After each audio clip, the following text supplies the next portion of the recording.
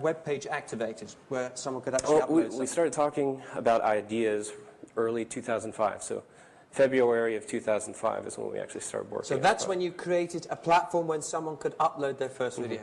Yeah. And how long did it take you to get the first 10,000 videos?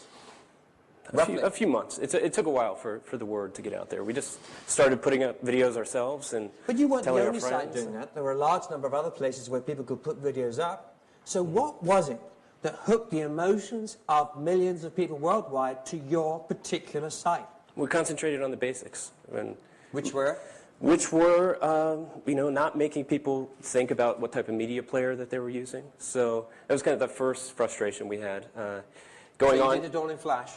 All in Flash, and the majority of the web browsers had Flash enabled. So you made it simple, no-brainer, one click to upload, click to watch? Upload any format, we would do the work, we'd re-encode any video into Flash, and so it would play back for people seamlessly. That's not quite enough to explain the phenomenon. Well, there was no other site on the internet doing it at the time. And then there were sites on the internet that were just basically programming, you know, kind of deciding what was entertaining for the community. We opened that up, allowing everyone to participate, allowed the community to tell us what was entertaining them through views, through ratings, through the sharing that we allowed them. And to what extent do you think you were riding on the back of other phenomena like MySpace and Facebook and other places like that which were relying on you to stream video content onto those? Yeah, well, there wasn't an easy-to-use video solution on the internet, so we were able to provide one that people could use on MySpace or on their blogs, and that was part of our strategy to, you know, the embed feature, the code that we gave them was basically our marketing budget. So that's what we were looking at, that free bandwidth we were giving away. We had a branded player with a watermark that would have functionality that would come back to our site. And so what was the total advertising budget that the company spent in the first year, from February 2005, let's say, through to 2006? We never used any money for advertising. We just allowed the people to do that for us. That you're telling me with a bit of code, which, forgive me, didn't take that long to write. Yeah. A bit of code that just happened to work on every player, but there's nothing particularly proprietary or unique about it. And I mean, anybody could have decided to write it. Yeah. And without any advertising budget whatsoever, that you created in 12 months a company which was then bought for $1.6 billion. Yeah, just that easy. Just that easy. No. Would you like to have my business card? It reminds me of Steve Jobs in a garage somewhere with... It is that you two went to a dinner party, and there were people there with a camcorder, and they were all talking about how they could see other people's video, and had no means to do that. Is that right? Is that a correct story? Correct. It happened in January of 2005. It was up in my place in the city, in San Francisco. And we were having a dinner party, and people had digital cameras there, and we were taking normal digital photos as well as movies.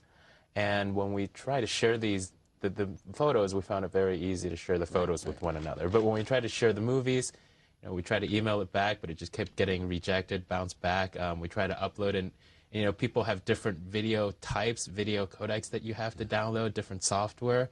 So, you know, we sort of took a look at, with all the digital cameras now, with phones being able to take movies, that this was going to be more and more of a problem for other people. And we try to make and simplify this process to make it as easy as possible to share these videos online. So what did you do? Did you leave that dinner party and say, you know, all of us have jobs? Well, 3 of you, right? Yes. 3 of you, all from PayPal. That's correct. Correct. Yeah. Did you walk out of that dinner party saying, there's a business here, there's a company here?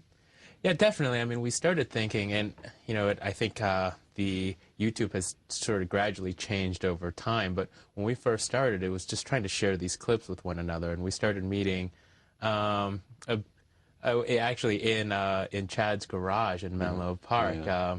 Back to the Apple story, you know, but you know, we actually have video clips of us sort of drawing. I think probably Wozniak was spending more time in the garage than Steve Jobs. To solve some of our own problems. It was really just us trying to look at our own frustrations with video online and how we can simplify those things, really just for ourselves and our friends. And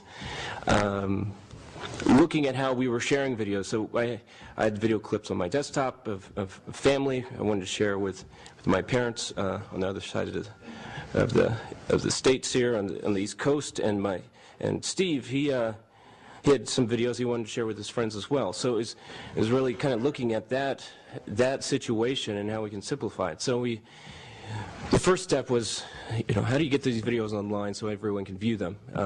We wanted to create a system where people didn't have to think about the type of video that they were using, or the type of video, how it was encoded. So accepting all of those video formats and re-encoding them into a Flash format, Flash video, which would allow them not to think about that, and it would also allow the viewer not have to think about the type of media player they had installed on their desktop. It would just play back seamlessly. So that was the first kind of problem we tried to tackle. And along the way, we also wanted people to come in and share these videos, search these videos, and then be able to share these videos not only with their friends and family, but with anyone, to be able to grab a URL link and share that with one another without having to sign up, and also grabbing the code, the HTML code, to embed this video on a blog or website. So we're basically providing a video solution for people that didn't exist before. It was interesting this morning. Jonathan kicked off the morning, and he made a wonderful pitch about what you've accomplished in terms of just that, accessibility and community, which he brought up as well, and he articulated your vision enormously well. Good, yeah, and it was basically just that. It was trying to simplify that process, remove barriers, allow everyone to be able to participate, and not act like video sites of the past, where they're really making decisions around what was entertaining people. We were looking at the feedback from comments, ratings, and views to program the site for ourselves and for the community, and that was a different mindset than how media had operated in the past, making those decisions, because they only had a limited amount of time. They were operating in a timeline where they were trying to program a linear experience, and with the web, you didn't necessarily have to think in that way. You could take this feedback and then just basically feedback what the community's reacting to. So now you have something that looks like it's an enormously powerful opportunity. Company. Now you think about building a company. What kind of thought process went there? What kind of infrastructure did you think about? What kind of advisors did you get? How about funding? Those kinds of things. Well, I think we were lucky because me and Steve shared a similar experience of being early employees at another internet startup, which was PayPal, and becoming a piece of popular culture. That's right. That's what we wanted to try to accomplish with the brand, and at least my background is in design. I wanted to kind of wrap this experience, these easy-to-use features, around a brand that would resonate with them, that would stand out from the rest, not only from the name but the logo. And when people started in the press picking up stories and things that were happening on our site, that every day, I guess there wasn't really one instance that would stand out where we've made it, but just kind of those references that continued to grow, and looking at the views, the amount of people that were coming to our site. When we hit 1 million video views, we thought we were onto something big. That how much further can we go? And we were trying to plot our growth when we were around 3 million views. That when we hit around 30 million video views a day, we'll plateau. We're kind of planning the architecture around that, trying to look out ahead, what was ahead of us, but everything just to this day just continues to grow. So we're serving hundreds of millions of videos, and things just keep going up. So if you go back, right from what you and Steve did, and put your team together without having funding, et cetera, anything you'd go back and change? I mean, go back, any lessons for entrepreneurs in the room? Yeah, well, I think we were lucky. We were able to find the right people we needed to scale the business pretty early on. I mean, not only from engineering, but a few key people on the business side. So they were able to get the right things in place. But initially, we just had evolving. The digital age has brought with it great challenges and great change. To some, it brings the goal of global content distribution closer. For others, it represents a loss of control and maybe a loss of a business model. As this era accelerates, as content moves from controlled to distributed, as we migrate from a single platform delivery model to a multi-platform delivery model, as the world changes around us, we need to ask ourselves, can we